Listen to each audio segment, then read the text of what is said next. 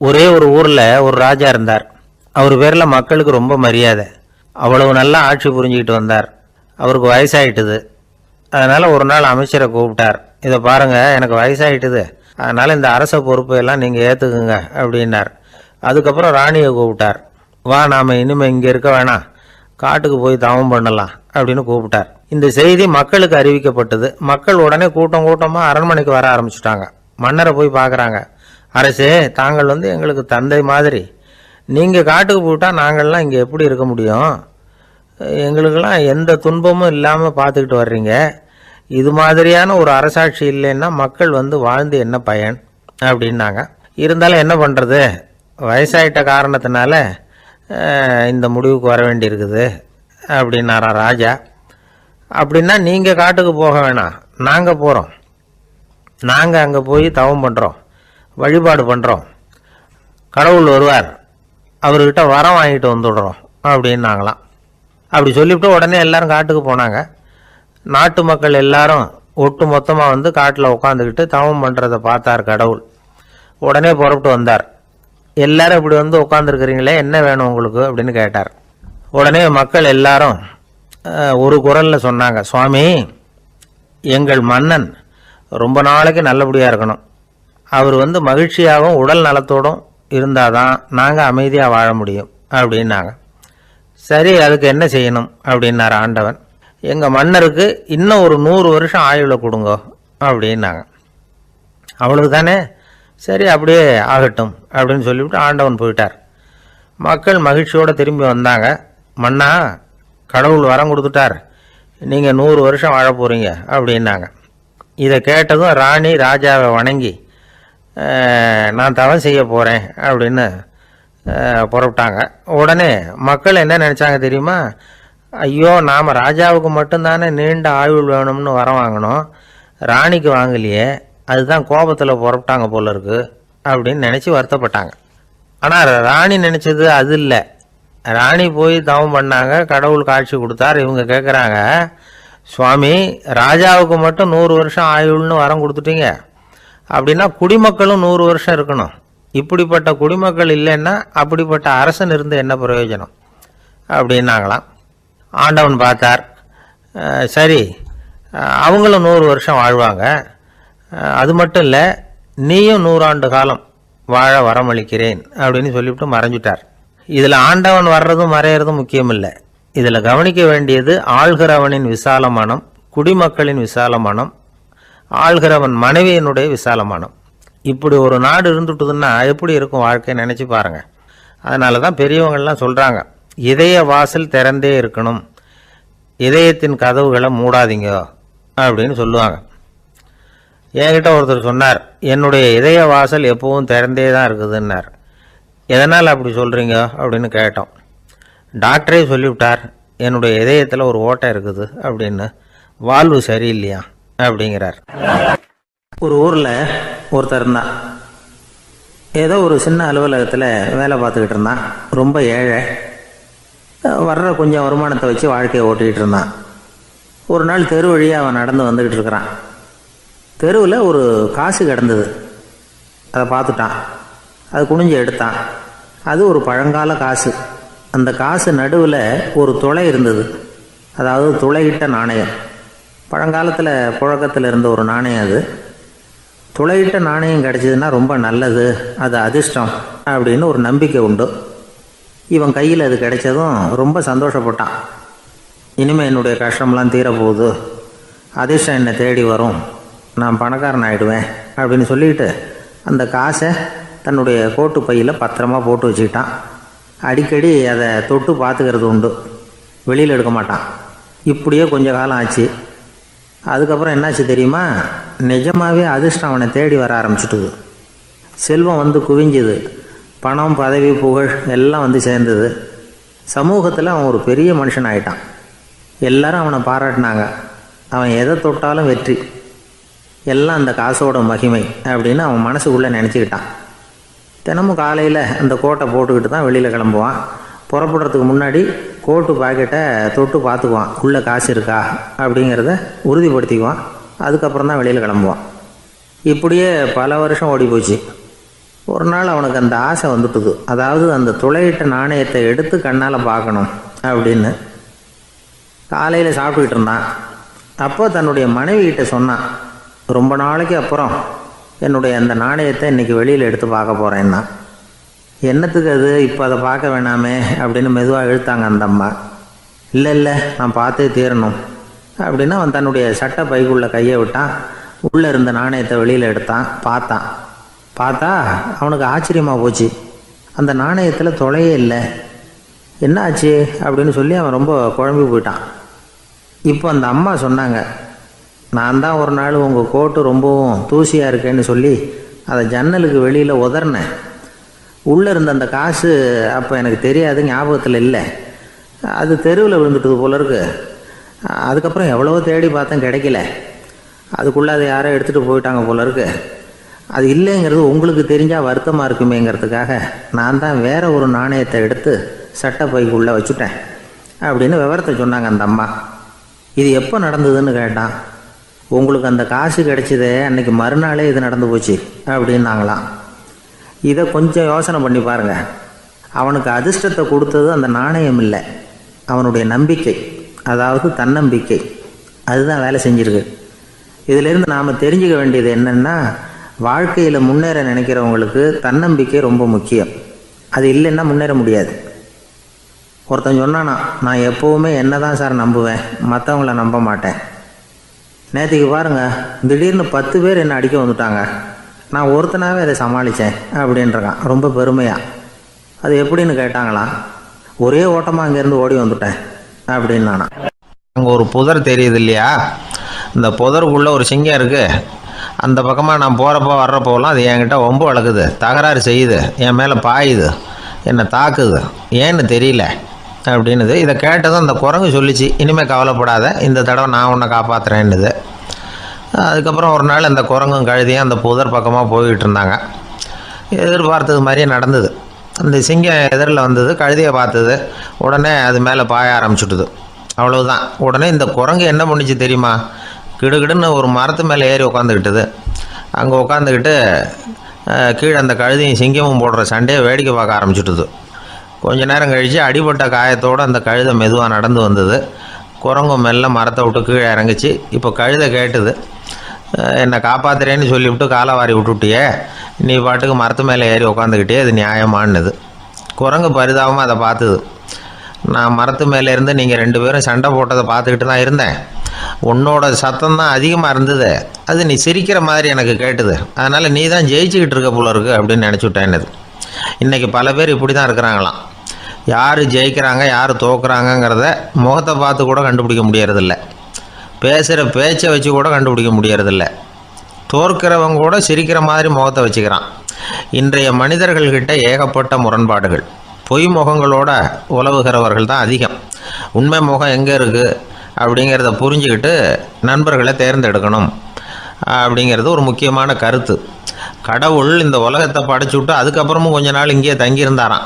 அப்போ தான் அவருக்கு ஒரு உண்மை புரிஞ்சுதான், இந்த உலகத்தில் தங்கி இருக்கிறது எவ்வளவு இடைஞ்சல்னு. தினமும் மனிதர்கள் தேடி வந்து ஏதாவது புகார் சொல்லிக்கிட்டே இருந்தாங்களாம். எனக்கு அது வேணும் இது வேணும்னு கேட்டுக்கிட்டே இருந்தாங்களாம். சில பேர் வந்தாங்க, நாங்கள் வந்து விவசாயம் பண்ணுறோம், தண்ணி இல்லாமல் பயிர் காயுது, எங்களுக்கு மழை வேணும் அப்படின்னாங்க. அவங்க போனதும் அதுக்கப்புறம் சில பேர் வந்தாங்க, நாங்கள் வந்து மண்பானை செய்கிறவங்க, நிறைய பானை செஞ்சு வச்சுருக்குறோம், மழை பெஞ்சால் எல்லாம் கரைஞ்சி வீணாக போயிடும், அதனால் இன்றைக்கி மழை பெய்யக்கூடாதுன்னாங்க. கடவுள் பார்த்தார், அவருக்கு என்ன பண்ணுறதுன்னே தெரியல, ஏகப்பட்ட குழப்பம், தலையை பிச்சுக்கலாம் போல் இருந்தது, கிட்டத்தட்ட பைத்தியம் பிடிக்கிற அளவுக்கு ஆகிட்டுது. எல்லாருடைய ஆசைகளையும் அவரால் நிறைவேற்ற முடியல, ஏன்னா ஒன்றுக்கு ஒன்று முரண்பாடாக இருந்தது. ஒரு நாள் தன்னுடைய அமைச்சரவையை கூட்டி ஆலோசனை கேட்டார், என்ன செய்யலான்னு சொல்லுங்கன்னார். இது என்ன பிரமாதம், பேசாமல் இமயமலை அடிவாரத்தில் போய் உட்காந்துங்க, யாரும் தொந்தரவு பண்ண மாட்டாங்கன்னாங்க. அங்கேயும் மனிதர்கள் வர ஆரம்பிச்சுருவாங்களேன்னார் கடவுள். சரி அப்படின்னா சந்திரனில் போயிருந்துக்கலாமேன்னாங்க. அங்கேயும் மனுஷன் குடி வர போகிறான் அப்படின்னார் கடவுள். வெகு தூரத்துக்கு அப்பால் உள்ள நட்சத்திர மண்டலத்துக்கு போயிடலான்னாங்க. இதெல்லாம் நிரந்தர தீர்வாகாது, நிரந்தரமாக இந்த மனிதனுடைய தொல்லையிலேருந்து நான் விடுபடணும், அதுக்கு ஏதாவது வழி சொல்லுங்கன்னார் கடவுள். ஒரு வயசான ஆள் வந்தார், கடவுளுக்கு காதோட காதாக ஒரு வழியை சொன்னார். கடவுளுக்கு முகம் மலர்ந்தது, அதுதான் சரி, அப்படியே செஞ்சுடலான்னார். அந்த ஆள் சொன்ன ரகசியம் என்ன தெரியுமா, மனிதனால் அடைய முடியாத ஒரு இடம் இருக்குது, அது வேறு எங்கேயும் இல்லை, அவனுக்கு உள்ளே இருக்குது. அங்கே போய் மறைஞ்சிங்க, அதுக்கப்புறம் மனிதர்களால் உங்களுக்கு தொந்தரவு இருக்காதுன்னார். மனிதன் நினைக்காத இடம் அதுதான். அதாவது உள்ளுக்குள்ளே இருக்கிற உண்மையை புரிஞ்சிக்காமல் வெளியில் எங்கேயோ அது இருக்கிறதாக நினச்சி வரட்டிக்கிட்டு அலையிறான் மனுஷன். உள்ளே இருக்கிற உண்மை புரிஞ்சால் நாம் தன்னம்பிக்கையோடு தலை நிமிர்ந்து வாழலாம். வேடிக்கையாக ஒரு கதை சொல்லுவாங்க. இதை பாருங்கள், நம்ம பையன் எங்கே பணம் வச்சாலும் எடுத்து விட்றான், என்ன பண்ணுறதுன்னாங்க அம்மா. அப்பா கொஞ்சம் நேரம் யோசனை பண்ணார். அதுக்கப்புறம் சொன்னார், அவன் கண்ணில் படாத இடமா நம்ம வீட்டில் இருக்கிறது ஒரே இடம்தான், அங்கே பணத்தை வை திருட்டு போகாதுன்னார். அது எந்த இடம்னு கேட்டாங்க. அதுதான் அவன் பாட புஸ்தகம், அதில் வச்சிரு, அவன் தொடவே மாட்டான். பாட புத்தகத்தை தொடாமல் பரீட்சையில் வெற்றி பெற முடியாது அப்படிங்கிறத புரிஞ்சுக்கணும். உள்ளே இருக்கிற உண்மையை தொடாமல் வாழ்க்கையில் வெற்றி பெற முடியாது. அதனால் உண்மையை புரிஞ்சுக்கிட்டால் வாழ்க்கையில் வெற்றி நிச்சயம். கத்தியை தீட்டாதே புத்தியை தீட்டு அப்படின்னு ஒரு பெரியவர் புத்தி சொன்னார். அதை கேட்ட ஒரு இளைஞன், அது எப்படி பெரியவரை புத்தியை தீட்டுறது? கத்தியை தீட்டுன்னு சொன்னால் ஒரு கருங்கல்லில் கத்தியை தேய்க்கலாம், புத்தியை தீட்டுன்னு சொன்னால் எப்படி தலையை கொண்டுட்டு போய் தரையில் தேய்ச்சிக்கிட்டு இருக்க முடியுமா அப்படின்னா. அந்த பெரியவர் உடனே புரிஞ்சுக்கிட்டார், இந்த இளைஞனுக்கு புத்தி கூர்மை கம்மி அப்படிங்கிறத புரிஞ்சுக்கிட்டார். அது சரி, அறிவுக்கும் புத்திசாலித்தனத்துக்கும் என்ன வித்தியாசம்? இது ஒரு முக்கியமான கேள்வி. அறிவுன்னா என்ன, புத்திசாலித்தனம்னா என்ன? இதே கேள்வியை சாக்ரட்டிஸ் கிட்ட அவருடைய சீடன் ஒருத்தன் கேட்டானான். ஐயா, அறிவுக்கும் புத்திசாலித்தனத்துக்கும் என்னங்க வித்தியாசம் அப்படின்னு கேட்டிருக்கான். சாக்ரட்டிஸ் நிமிர்ந்து பார்த்துருக்கிறார் அந்த சீடனை. அதுக்கப்புறம் சொன்னாராம், நான் சொல்கிறேன் உன்னுடைய கேள்விக்கு பதில், ஆனால் அதுக்கு முன்னாடி நீ ஒரு காரியம் பண்ணணும்னாரான். என்னங்க செய்யணும் சொல்லுங்கன்றிருக்கான். அதோ பாரு, ஒரு பெரியவர் உட்காந்துருக்கிறாரு, அவர்கிட்ட போ, இங்கேருந்து பக்கத்தில் இருக்கிற அந்த கிராமத்துக்கு போய் சேர எவ்வளவு நேரம் ஆகும் அப்படின்னு கேட்டுட்டு வா அப்படி சொன்னார் சாக்ரட்டிஸ். சரின்னு சொல்லிவிட்டு இவன் போனான். அந்த பெரியவர் முன்னாடி போய் நின்னான். ஏங்க பெரியவரை, இங்கேருந்து அதோ தெரியுத அந்த கிராமத்துக்கு போய் சேர்றதுக்கு எவ்வளவு நேரம் ஆகும் அப்படின்னு கேட்டான். பெரியவர் நிமிர்ந்து பார்த்தார், ஆனால் பதில் எதுவும் சொல்லலை. இவன் மறுபடியும் ஒரு தடவை அதே கேள்வியை அவர்கிட்ட கேட்டான். என்னங்க, நான் கேட்குறது உங்கள் காதில் விழுதா, அந்த கிராமத்துக்கு போய் சேர்றதுக்கு எவ்வளோ நேரம் ஆகும் அப்படின்னு சொல்லி மறுபடியும் கேட்டான். அப்பவும் அவர் பதில் சொல்லலை. உடனே அவன் மனசுக்குள்ளே முடிவு பண்ணிக்கிட்டான், சரி பெரியவர் ஒரு மாதிரியாக தெரிகிறார், புத்தி சுவாதீனம் சரியில்லாத ஒரு மாதிரி தெரியுது அப்படின்னு நினச்சிக்கிட்டே வந்த வழியிலே திரும்பி வந்துட்டான். கொஞ்சம் தூரம் நடந்திருப்பான். இப்போ அந்த பெரியவர் மறுபடியும் கூப்பிட்டார், இளைஞனே இப்படி வாடினார். இவனுக்கு ஒன்றும் புரியல. மறுபடியும் திரும்பி நடந்தான். அவர் முன்னாடி போய் நின்னான்.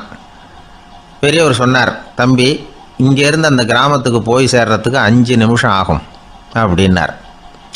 இப்போது அந்த இளைஞன் அந்த முதியவரை ஒரு மாதிரியாக பார்க்க ஆரம்பித்தான். அதுக்கப்புறம் கொஞ்சம் யோசித்தான். பிறகு அவர்கிட்டே கேட்டுட்டான், ஏங்க பெரியவரை, இதே பதிலை அப்போவே என்கிட்ட சொல்லியிருக்கலாமே, என்னை திரும்பி போன்னு சொல்லிவிட்டு பாதி தூரம் போனதுக்கப்புறம் மறுபடியும் கூப்பிட்டு அதுக்கப்புறம் இப்படி சொல்கிறீங்களே, இது நியாயமா அப்படின்னா. பெரியவர் சிரித்தார். அதுக்கப்புறம் சொன்னார், ஏன்பா, நீ எவ்வளவு வேகமாக நடக்கிறேங்கிறத பார்க்காம நீ கிராமத்துக்கு போய் சேர வேண்டிய நேரத்தை எப்படி என்னால் சொல்ல முடியும்? அதனால தான் உன்னை கொஞ்சம் தூரம் நடக்க விட்டு உன்னுடைய நடையின் வேகம், அந்த கிராமம் இருக்கிற தூரம் ரெண்டையும் கணக்கு போட்டு அதுக்கப்புறம் நேரத்தை சொன்னேன்னார். சீடன் வந்து தலை குனிந்தான். அப்படியே திரும்பி வந்து சாக்ரட்டிஸ் முன்னாடி நின்னான். சாக்ரட்டிஸ் இப்போ சொல்கிறார், தம்பி, அதுக்கு பேர் தான் புத்திசாலித்தனம். இந்த அறிவு கூர்மை வந்து எல்லா இளைஞர்களுக்கும் வரணும் அப்படிங்கிறதுக்காகத்தான் கத்தியை தீட்டாதே புத்தியை தீட்டு அப்படின்னு பெரியவங்கள்லாம் சொல்லிகிட்டு இருக்கிறாங்க. புத்தியை தீட்டுறவங்கெல்லாம் வாழ்க்கையில் அறிவாளி ஆகிறாங்க, தீட்டாதவங்க கோமாளி ஆகிறாங்க. இதுதான் இன்றைக்கி நடக்கிறது. அதனால் அறிவு கூர்மைங்கிறது வேற. இந்த காலத்து ஆசாமி ஒருத்தர் இன்னொருத்தரை பார்த்து கேட்டார், ஏங்க, ஒரு விமானம் இங்கேருந்து புறப்பட்டு 2 மணி நேரத்தில் மதுரைக்கு போய் சேருது. நல்லா கவனிங்க, ஒரு விமானம் இங்கேருந்து புறப்பட்டு 2 மணி நேரத்தில் மதுரைக்கு போய் சேருது அப்படின்னா என்னோடய வயசு என்னன்னு கேட்டார். இவர் கேட்குறதுல ஏதாவது அர்த்தம் இருக்கா? அதாவது இங்கேருந்து புறப்பட்டு 2 மணி நேரம் ஆகுது மதுரைக்கு போகிறதுக்கு, அப்படின்னா என் வயசு என்னன்னு கேட்குறாரு.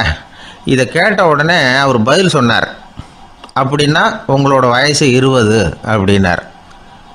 எப்படிங்க அவ்வளவு கரெக்டாக சொன்னீங்க அப்படின்னு கேட்டார். வேறு ஒன்றும் இல்லை, எங்கள் பக்கத்து வீட்டில் ஒரு முழு பைத்தியம் இருக்குது, அதோட வயசு 40, அப்படின்னா உன் வயசு 20 தான் இருக்கணும் அப்படின்னார். அறவைத்தியம்னு முடிவு பண்ணிக்கிட்டார். அதனால் வாழ்க்கையில் அறிவு கூர்மைங்கிறது ரொம்ப அவசியம். அந்த புத்திசாலித்தனம் இருக்கிறவங்க வாழ்க்கையில் வெற்றி பெறுவது நிச்சயம். சாலை ஓரமாக அழுதுகிட்டு உட்காந்துருந்தான்.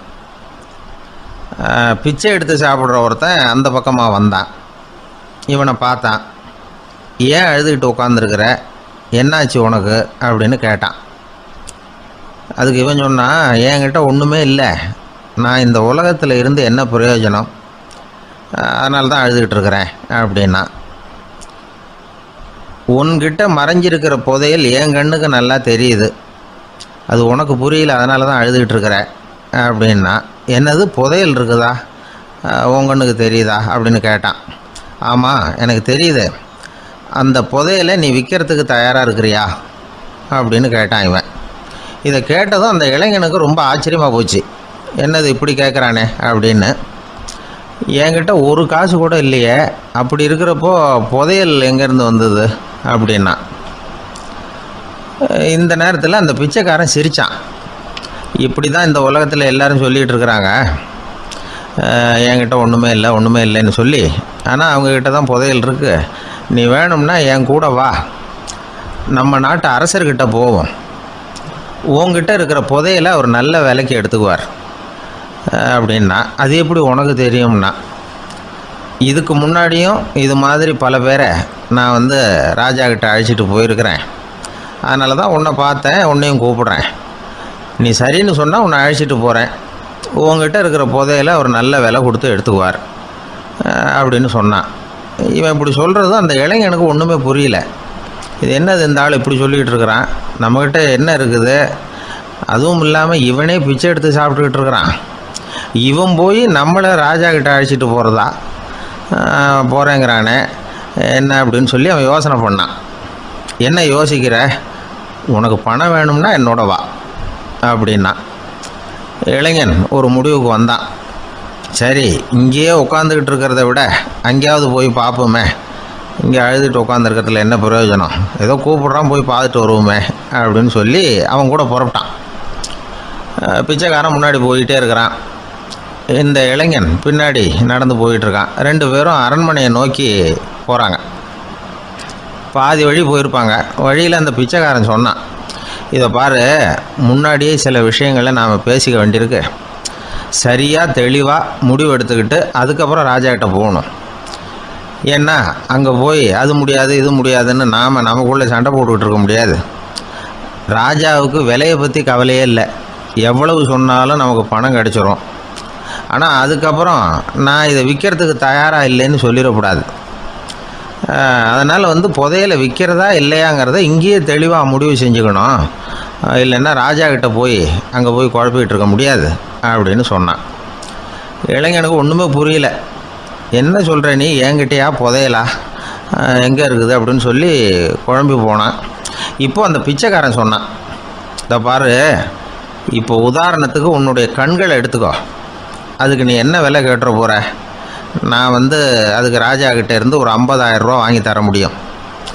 உன்னுடைய இருதயத்தை கொடுக்குறியா, 20 லட்சம் ரூபா வாங்கி தரேன். மூளையை கொடுக்குறியா, 30 லட்சம் வாங்கி தரேன். என்ன சொல்கிற அப்படின்னு சொல்லி இந்த பிச்சைக்காரன் பேசிக்கிட்டே போகிறான். இளைஞனுக்கு கோபம் வந்துட்டுது. என்ன உளர்ற, உனக்கு என்ன பைத்தியமா, கண்ணையும் மூளையையும் இருதயத்தையுமா விற்பாங்க, என்ன விலை கொடுத்தாலும் அதையெல்லாம் நான் விற்கிறதுக்கு தயாராக இல்லை, நான் விற்க மாட்டேன், அதை கொடுத்துட்டு நான் என்ன பண்ணுறது, இப்படி நான் மட்டும் இல்லை யாருமே இதை விற்கிறதுக்கு தயாராக இருக்க மாட்டாங்க அப்படின்னு சொன்னான் அந்த இளைஞன். இவன் இப்படி சொன்னதும் அந்த பிச்சைக்காரன் வாய் விட்டு சிரிக்க ஆரம்பிச்சுட்டான். இப்போ பைத்தியமானது நானா நீயா, லட்சக்கணக்கான கோடிக்கணக்கான ரூபாய் பொறுமானம் உள்ள பொருள்களை உங்ககிட்டயே வச்சுக்கிட்டு விற்க முடியாதுன்னு சொல்கிற நீ தான் ஏழை, என்கிட்ட ஒன்றுமே இல்லைன்னு மரத்தடியில் உட்காந்து அழுதுகிட்டு இருக்கிறியே அப்படின்னு சொன்னான். இன்றைக்கி பார்த்திங்கன்னா பல பேர் தன்கிட்ட புதைஞ்சிருக்கிற ஆற்றலை புரிஞ்சிக்க முடியாமல் அவதிப்பட்டுக்கிட்டு இருக்கிறாங்க. நம்மக்கிட்ட என்ன இருக்குங்கிறது அவங்களுக்கு தெரியறதில்ல, அதனால தான் என்கிட்ட ஒன்றுமே இல்லைன்னு சொல்லி அழுதுகிட்டு இருக்கிறாங்க. இதை விளங்க வைக்கிறதுக்கு பெரியவங்க சொல்கிற கதை இது. நம்மக்கிட்ட இருக்கிற புதையலை நாம் தான் தோண்டி எடுக்கணும். உண்மையான புதையலுங்கிறது உள்ளே இருக்குது, ஆனால் அதை வெளியில் தேடுற ஆசாமிகள் தான் அதிகம். சராசரி மனித இயல்பு அப்படி. நம்மக்கிட்ட விலை மதிக்க முடியாத பகுத்தறிவு இருக்குது. அதை வச்சுக்கிட்டு வாழ்க்கையில் முன்னேறதுக்கு முயற்சி பண்ணணும். என்கிட்ட ஒன்றுமே இல்லைன்னு நினச்சி ஓரமாக உட்காந்துடக்கூடாது. முயற்சி செஞ்சால் முடியாத காரியம் எதுவுமே இல்லை. ஒரு ரயில்வே ஸ்டேஷன் பக்கம் வெளியில் ஒரு டாக்ஸி நின்றுட்டு இருந்தது. அந்த பக்கமாக வந்த ஒருத்தர் டாக்ஸி டிரைவரை பார்த்து சொன்னார், ஐயா உங்கள் வண்டியில் பின் சீட்டில் ஒரு மணி பர்ஸு கிடக்கு, யாரோ மறந்து விட்டுட்டு போயிருக்கிறாங்க அப்படின்னார். இல்லை அது காலி பர்ஸு தான், நான் தான் அதை அங்கே போட்டு வச்சுருக்கிறேன்னார் டிரைவர். ஏன்னு கேட்டார் அவர். இதுக்கு டிரைவர் சொன்னார், அதை பார்க்குற யாராவது அதை எடுத்துக்கலாம்ங்கிற ஆசையிலையாவது சவாரிக்கு வருவாங்க, அதுக்காக தான் போட்டு வச்சுருக்கிறேன் அப்படின்னார். ஒரு வயசான அம்மா ஒரு நாள் ஃபோன் பண்ணாங்க. ஐயா நான் இந்த தகவல் நிகழ்ச்சியை தினமும் கேட்குறேன், உங்ககிட்ட ஒரு கேள்வி கேட்கணும் அப்படின்னாங்க. என்னங்க அப்படின்னோம். எனக்கு சொந்தமாக ஒரு நல்ல வீடு இருக்குது, வேணுங்கிற அளவுக்கு பணமும் இருக்குது, கணவரும் ரொம்ப நல்லவர், ரிட்டையர் ஆகி வீட்டில் தான் இருக்கிறார், பிள்ளைங்கள்லாம் பெரிய பெரிய உத்தியோகத்தில் இருக்கிறாங்க, அதில் ஒருத்தன் ஐஏஎஸ்ஸு, பணம்லாம் கூட நிறைய கொண்டாந்து கொடுக்குறாங்க. அப்படி இருந்தும் என் மனசில் நிம்மதி இல்லை, வாழ்க்கையில் ஒரு நிறைவு இல்லை அப்படின்னாங்க. ஏன்னு கேட்டோம். அதைத்தான் நான் உங்களை கேட்குறேன், ஏன் அப்படி அப்படின்னு திருப்பி கேட்குறாங்க. எங்களுக்கு ஒன்றும் புரியல. கொஞ்சம் நேரம் குழம்பி போயிட்டோம். இருந்தாலும் அதை அவங்கக்கிட்ட காட்டிக்காமல் கொஞ்சம் சாமர்த்தியமாக, ஏம்மா உங்கள் மனசில் நீங்கள் ஏதோ ஒன்று எதிர்பார்க்குறீங்க, அது நிறைவேறலை அப்படி தானே அப்படின்னு கேட்டோம். ஆமாம் அப்படின்னாங்க. அதுக்கப்புறம் அவங்கக்கிட்ட கொஞ்சம் மனம் விட்டு பேசுகிறப்போ தானாக விஷயம் வெளியில் வந்தது. அதாவது அவங்க பிள்ளைங்க பெரிய பெரிய உத்தியோகத்தில் இருக்கிறதுனால அவசரமாக வந்து பார்த்துட்டு ஓடுறாங்களாம். ஆசையாக அம்மான்னு கூப்பிட்டுக்கிட்டு கிட்ட உட்காந்து கொஞ்சம் நேரமாவது என்கிட்ட பேசினா தானே என் மனசு கொஞ்சம் நிம்மதியாக இருக்கும். அது அவங்களுக்கு தெரிய மாட்டேங்குதே அப்படிங்கிறாங்க. இதுதான் அவங்களுடைய ஏக்கம். இந்த ஏக்கம் அந்த தாயின் மனசில் இருந்துக்கிட்டு இருக்குது. இப்படி மகனுடைய அன்புக்காக மட்டுமே ஏங்குகிற தாய்மார்கள் பல பேர் இருக்கிறாங்க இந்த உலகத்தில். இதை நினைக்கிறப்போ ஒரு வெளிநாட்டு நாடோடி கதை ஞாபகத்தில் வருது. அதாவது கடவுள் படைப்பு தொழிலில் ரொம்ப மும்முரமாக ஈடுபட்டுக்கிட்டு இருந்தாராம். மீன்களை படைச்சாராம், பறவைகளை படைச்சாராம், விலங்குகளை படைச்சாராம். அவருக்கு திருப்தி ஏற்படலை. அதுக்கப்புறம் மனிதர்களை படைச்சிருக்கிறார். அப்பவும் அவருக்கு மன நிறைவு ஏற்படலையாம். கடைசியாக தன்னுடைய சக்தி முழுசையும் பயன்படுத்தி குறையே இல்லாத அளவுக்கு ஒரு படைப்பை உருவாக்கினாராம். அந்த உன்னதமான ஒரு படைப்பு அதுதான் பெண், அதாவது தாய். இப்படி உருவாக்கி எல்லாரையும் இந்த உலகத்தில் விட்டுவிட்டாராம். அதுக்கப்புறம் கொஞ்ச காலம் கழித்து தன்னுடைய தேவியை அழைச்சிக்கிட்டு இந்த பூலோகத்துக்கு வந்திருக்கிறார். தன்னுடைய குறையில்லாத படைப்பாகிய பெண்ணை பார்த்தாராம். ஏம்மா உனக்கு இன்னும் ஏதாவது குறை இருந்தால் சொல்லு, அதையும் நிவர்த்தி பண்ணி விடுறேன் அப்படின்னாராம். அந்த அம்மா பார்த்துருக்காங்க. சுவாமி, எனக்கு நீங்கள் கொடுத்துருக்கிறது 2 கை, என்னுடைய பிள்ளைகளுக்கு சேவை செய்கிறதுக்கு இந்த 2 கை பத்தலை, அதனால் இன்னும் ஒரு 2 கை கொடுத்தா தேவலை அப்படின்னாங்களாம். கடவுள் பார்த்தார். அதனால் என்ன, அப்படியே செஞ்சு விடலாம், இதோ அதுக்கான வரம் கொடுத்துட்டேன் அப்படின்னார். அந்த அம்மாவுக்கு இப்போ 4 கை ஆகிட்டுது. 4 கையாலேயும் குழந்தைகளுக்கு சேவை செய்ய ஆரம்பிச்சுட்டாங்க. கடவுள் திருப்தியாக திரும்பி போனார். அதுக்கப்புறம் கொஞ்ச காலம் கழித்து மறுபடியும் திரும்பி வந்தார் தேவியோட. பெண்ணை பார்த்தார். இப்போ என்னம்மா சந்தோஷம் தானே அப்படின்னாராம்.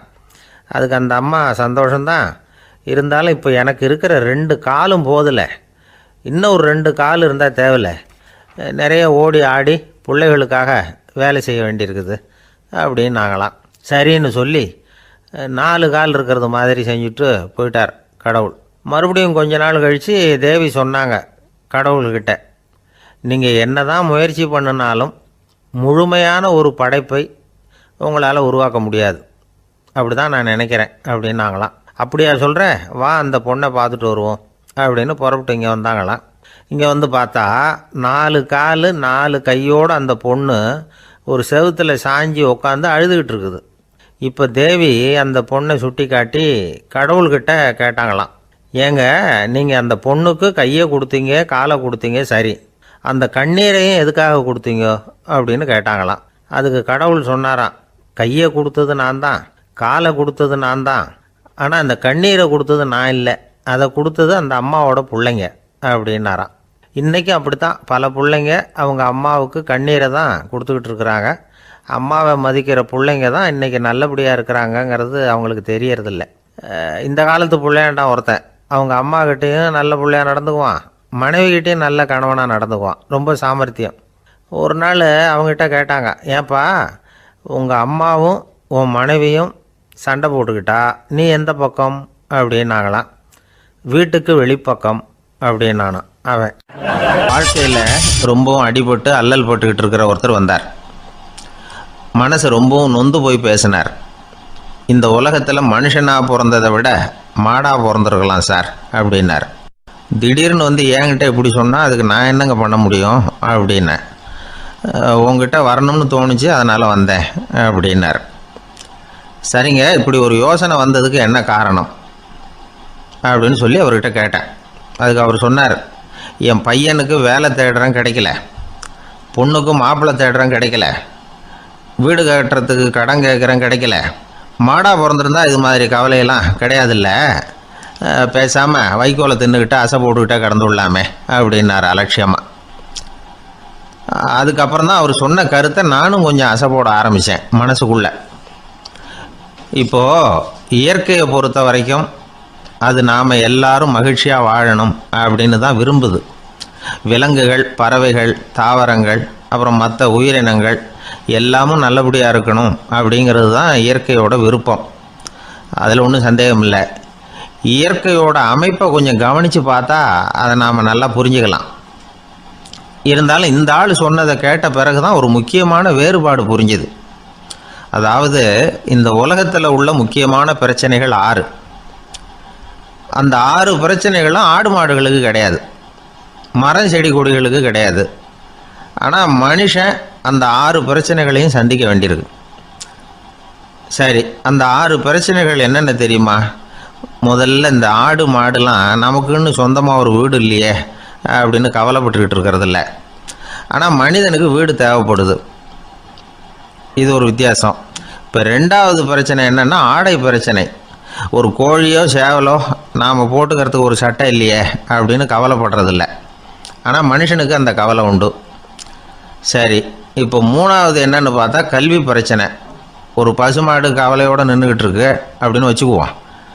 நீங்கள் அதுக்கிட்ட போய் ஏன் பசுமாடை கவலையோடு நின்றுக்கிட்டு இருக்கிற அப்படின்னு கேட்குறீங்க. என் கண்ணுக்குட்டிக்கு எல்கேஜியில் இடம் கிடைக்கல, டொனேஷன் கொடுக்கறதுக்கு கையில் பணமும் கிடையாது, சிபாரிசுக்கு யாரை பிடிக்கிறதுன்னு தெரியல, இப்படியா சொல்லிகிட்டு இருக்கோம். அதுக்கு அந்த கவலையெல்லாம் கிடையாது. ஆனால் மனிதனுக்கு அந்த கவலை உண்டு. 4வது என்னன்னு பார்த்தீங்கன்னா வேலைவாய்ப்பு பிரச்சனை. வேலை கிடைக்கலையே அப்படின்னு வேப்ப மரம் கவலைப்படுறதில்ல, ஆனால் மனுஷன் கவலைப்படுறான். 5வது என்னன்னு பார்த்தா கல்யாண பிரச்சனை. எருமை மாடு பசுமாடு எல்லாம் பொண்ணுக்கு மாப்பிள்ளை தேடிட்டாலே இது பேப்பரில் மணமகன் தேவை அப்படின்னு விளம்பரமாக கொடுக்குது, அதெல்லாம் கிடையாது. 6வது என்னன்னு பார்த்தீங்கன்னா பணம் சம்பந்தமான பிரச்சனை. ஆடு மாடுலாம் பணத்தை சேமிக்கணும்னோ ஏதாவது நிதி நிறுவனத்தில் முதலீடு பண்ணணும்னோ நினச்சிக்கிட்டு இருக்கிறதில்ல. பணத்தை எப்படி காப்பாற்றுறது அப்படிங்கிற கவலையும் அதுகளுக்கு கிடையாது. குதிரை வந்து குளம்போடு பிறக்குது, அதனால் அது காடு மேடெல்லாம் கவலை இல்லாமல் தெரியலாம். ஆடு வந்து உடம்பில் ரோமத்தோடு பிறக்குது, அதனால் அது குளிரை பற்றி கவலைப்பட வேண்டிய அவசியம் இல்லை. ஆனால் மனுஷனை பார்த்திங்கன்னா அவன் தான் ஒன்றுமில்லாமல் பிறக்கிறான். ஏன் இந்த பாகுபாடு அப்படின்னு கேட்டால் இதை பற்றி கொஞ்சம் சிந்திச்சு பார்க்கணும். அதாவது இந்த சந்தேகத்தை ஒரு பெரியவர்கிட்டையும் கேட்டேன். அவர் சொன்னார் இதுக்கு பதில். அவர் இதே கேள்வியை இயற்கை கிட்ட கேட்டாராம். இயற்கை பதில் சொல்லிச்சான். வேறு யாருக்கும் கொடுக்காத ஒரு வலுவான கருவியை, ஒரு பவர்ஃபுல் வெப்பன் மனுஷனுக்கு கொடுத்துருக்குறேனே, அந்த கருவியை உபயோகப்படுத்தி அந்த 6 பிரச்சனையை மட்டும் இல்லை 6 கோடி பிரச்சனைகள் இருந்தாலும் அதையெல்லாம் சமாளிக்கலாம். அது கருவி என்ன தெரியுமா? அதுதான் 6வது அறிவு. அதை உபயோகப்படுத்தினா காலுக்கு செருப்பு தயார் பண்ணிக்கலாம், குளிருக்கு போர்வை தயார் பண்ணிக்கலாம், என்ன வேணும்னாலும் செய்யலாம் அப்படின்னு இயற்கை பதில் சொல்லிச்சான். அதனால் நாம் செய்ய வேண்டியது என்னென்னா இயற்கையை முதல்ல சரியாக புரிஞ்சுக்கணும். இயற்கையின் படைப்பையே நாம் வந்து சரியாக புரிஞ்சுக்கிறது இல்லையா, அதுதான் வேதனை. இந்த கதையை கேளுங்க. இப்போ நகரத்திலேருந்து ஒரு ஆள் கிராமத்துக்கு வந்தான். அங்கே ஒரு சிறுவன் மாடு மேய்ச்சிக்கிட்டு இருந்தான். நகரத்து ஆள் சொன்னான், எவ்வளோ அழகான பசு, அது சரி இதுக்கெல்லாம் ஏன் கொம்பு இல்லைன்னா. இதுக்கு அந்த பையன் பதில் சொன்னான், பசுமாட்டுக்கு கொம்பு இல்லாததுக்கு பல காரணங்கள் உண்டு. கண்ணுக்குட்டியாக இருந்தால் கொம்பு இருக்காது, பசு வளர்ந்து பெருசானதுக்கு அப்புறம் தான் கொம்பு முளைக்கும், இது ஒரு காரணம். சில சமயம் வளர்கிற கொம்பு எடுத்து விடுறது உண்டு, அது ஒரு காரணம். ஆனால் இதுக்கு ஏன் கொம்பு இல்லைன்னு